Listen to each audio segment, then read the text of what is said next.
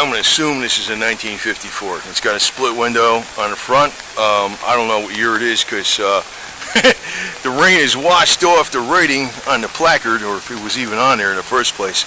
Looks like the guy just bought it though. He's got a temporary plate on it. It's red, white, and blue. It's got a V8 on there. It's probably got, I don't know what it's in there, man, because it looks like the original everything in it, like not original, but I mean original style, upgraded, you know, with new stuff, but originals, everything, OEM, original type wheel. It's got a 3 on a tree, so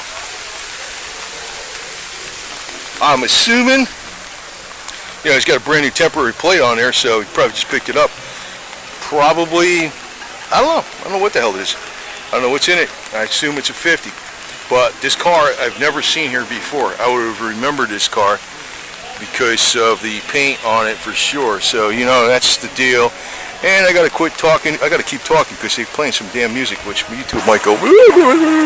So anyway, sorry. And they got the louvers on the hood. So that's another nice touch. Oh!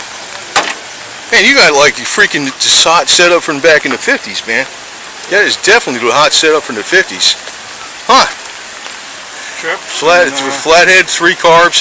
So this is the 50, the 51 Ford that I thought was a 51, that I thought was a 50, and I don't know what it was, but it's a 51. Anyway, yeah, 52 is when it... 283 cubic inches. 283? Ford and stroke, boarded, everything.